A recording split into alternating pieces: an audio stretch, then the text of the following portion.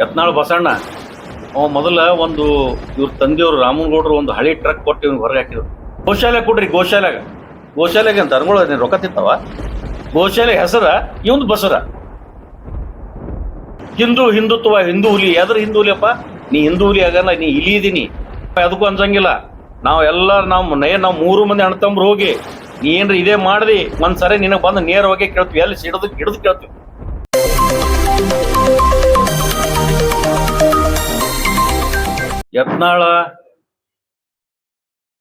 ಯತ್ನಾಳ್ ಬಸಣ್ಣ ಅವ ಮೊದಲ ಒಂದು ಇವ್ರ ತಂದೆಯವರು ರಾಮನಗೌಡರು ಒಂದು ಹಳಿ ಟ್ರಕ್ ಕೊಟ್ಟು ಇವ್ನಿಗೆ ಹೊರಗೆ ಹಾಕಿದ್ರು.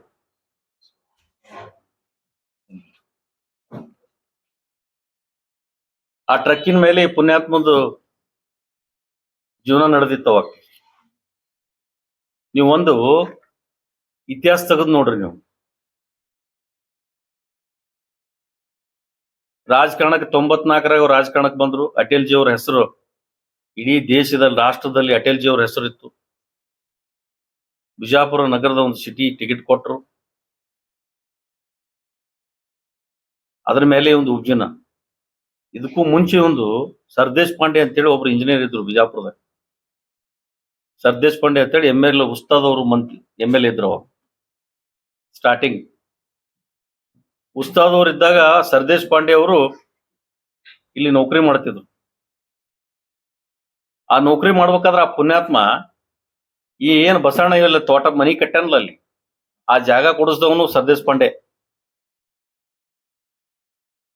ಇವನಿಗೆ ತಿರ್ಗಾಡಕ್ ಏನೂ ಇದ್ದಿದ್ದಿಲ್ಲ. ಇವನಿಗೆ ಸುಮ್ಮನೆ ಯಾರ್ದೋ ಹೆಗಲ ಮ್ಯಾಗ ಇಟ್ಕೊಂಡು ಹೊಂಟಿದ್ದ ಇವ. ನಮ್ಮ BD ಅಧ್ಯಕ್ಷ ಭೀಮಣ್ಣ 14 ಇವರೆಲ್ಲ ಅವ್ರ ಫಾಲೋವರ್ಸ್, ಅವ್ರ ಬಲಗೈ ಬಂಟ್ರು ಇವ್ರು.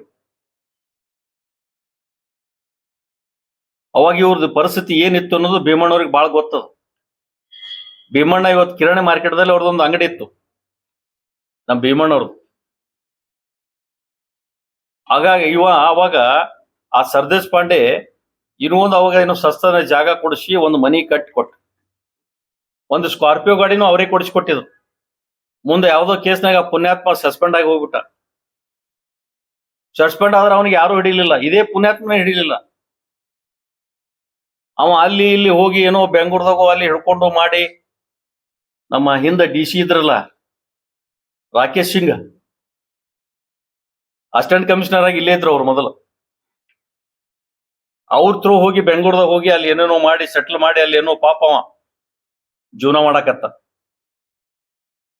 ಯಾರ ಕಾರ್ಯಕರ್ತರು ಇವತ್ತು ಬಗ್ಲಿಯರ್ ಇರ್ಬೋದು, ದರ್ಬಾರ್ ಇರ್ಬೋದು, ನಾಡಗೌಡ ಇರ್ಬೋದು, ಆ ಶಿವನಗೌಡ ಇರ್ಬೋದು, ಭೀಮು 14 ಇರ್ಬೋದು,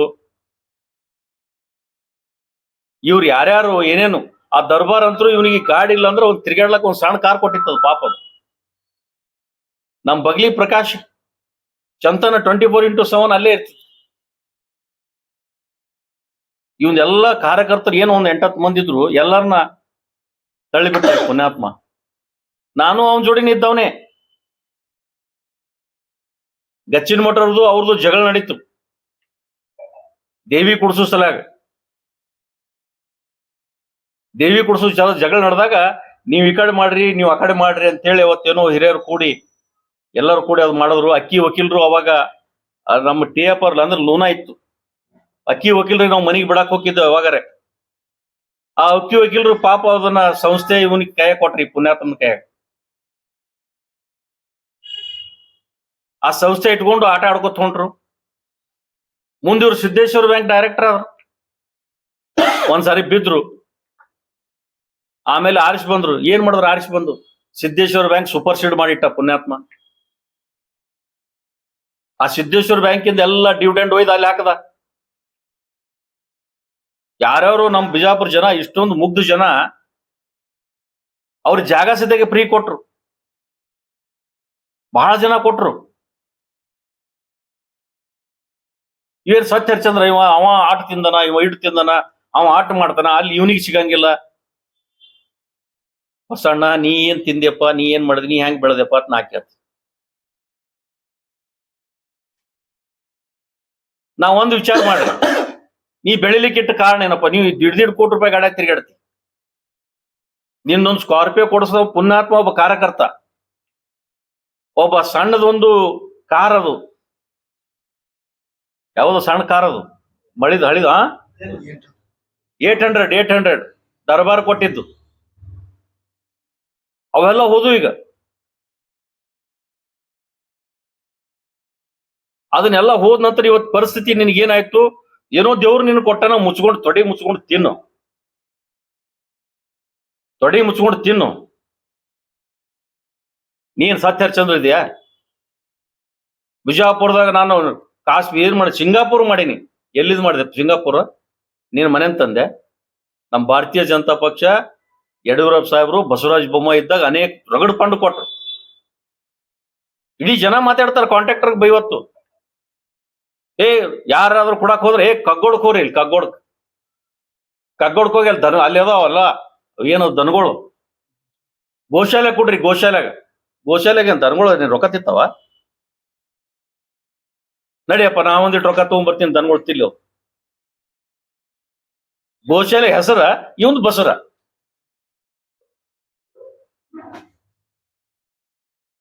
ಹಿಂಗಾಗಿ ಶ್ರೀಮಂತಾಗಿ ಇಲ್ಲಿ ಕೋಲ್ಡ್ ಸ್ಟೋರೇಜ್ ಮಾಡ್ದ, ಎಲ್ಲಾ ಕಡೆ ಬ್ಯಾಂಕ್ ಮಾಡ್ದ, ಸಿದ್ಧಶ್ರೀ ಬ್ಯಾಂಕ್ ಮಾಡ್ದ. ನಮ್ ಮಂದಿ ಎಲ್ಲ ಸಿಕ್ಕಾಪಟ್ಟಿ ಏನು ಬ್ಯಾಂಕ್ನಾಗ ಹೋಗಿ ಇವ ಎಷ್ಟು 12% 11% ತಗೋತಾನ ಜನ ಹೇಳ್ತಾರ, ನನಗ್ ಗೊತ್ತಿಲ್ಲ.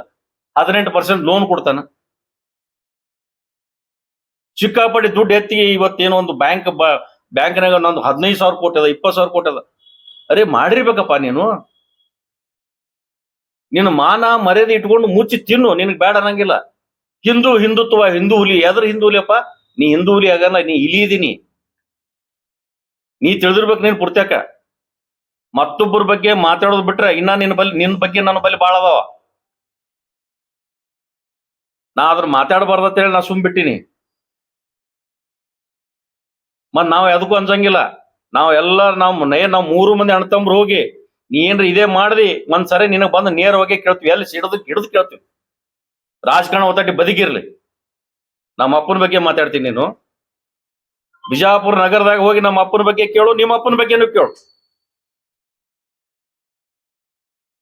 ರಾಮನಗೌಡ್ರ ಬಗ್ಗೆ ನಾವು ಮಾತಾಡೋ ಚಕ್ರ ಶಬ್ದ ಮಾತಾಡಂಗಿಲ್ಲ, ಮಾತಾಡೋ ಅವಶ್ಯಕತೆ ಇಲ್ಲ. ನೀನ್ ಹೆಂಗ್ ಬೆಳೆದು ಬಂದಿ, ನೀ ಹೆಂಗ್ ಶ್ರೀಮಂತ ಆದಿ? ನಮ್ ತಂದೆ ಹೋಗ್ಬೇಕಾದ್ರೆ ನಮ್ಗೇನ್ ಬೀದಿಯಾಗಿ ಬಿಟ್ಟು ಹೋಗಿದ್ದಿಲ್ಲ. ನಮ್ ತಂದೆ ಆಸ್ತಿ ಮಾಡಿಟ್ಟಿದ್ರು ನಮಗ. ಅದನ್ನೆಲ್ಲ ಬಿಟ್ಟುಕೊಂಡು ಈ ರೀತಿ ನಮ್ಮ ಮನೆತನದ ಬಗ್ಗೆ, ನಮ್ಮ ತಂದೆ ತಾಯಿ ಬಗ್ಗೆ ಮಾತಾಡೋದು ನಿನಗ ಶೋಭೆ ತರಂಗಿಲ್ಲ. ಇದು ನಿನಗೆ ಎಚ್ಚರಿಕೆ ಗಂಟೆ ಅಂತ ಕೊಡ್ತೀನಿ. ನೀ ಎಲ್ಲಾರ ವೇದಿಕೆ ಮೇಲೆ ಇತ್ಕೊಂಡು ನೀ ಮಾತಾಡಕತ್ತಿ, ನಾವು ಯಾವಾಗ ವೇದಿಕೆ ಇರ್ತೀವಿ ಗೊತ್ತಿಲ್ಲ. ಇದು ಹುಷಾರಿರು. ಅಗ್ನೇರಿ ಅಂತ ಹೇಳಿ ಒಂದು ಊರು ಬರ್ತದ ಜತ್ತದಲ್ಲಿ. ಇವ ಬಿಜಾಪುರದವ ಅಲ್ಲ, ಯತ್ನಾಳದವನು ಅಲ್ಲ.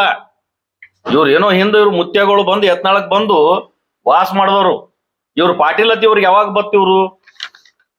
ಇವ್ರದೊಂದು ಇತಿಹಾಸ ತೆಗಿಬೇಕು ಅವಾಗ. ಇವರು ಅಡ್ಡೆಸರ ಧರ್ಮ ಕಡ್ಲಿ. ಇವರು ಮಹಾರಾಷ್ಟ್ರದಾಗಿರೋ ಜತ್ ಕಾಗನೇರಿ ಎತ್ತಿ ಊರದ ಇವ್ರು. ಇವ ಬಿಜಾಪುರ ಜಿಲ್ಲೆ ಯತ್ನಾಳ್ ಗೌಡ ಅಲ್ಲ, ಕಾಗನೇರಿ ಅವ. ಇವ್ರಿಗೆ ಮಹಾರಾಷ್ಟ್ರ ಹೊಡೆದ್ ಕಳ್ಸ್ಬೇಕು ಇವ್ನಿಗೆ.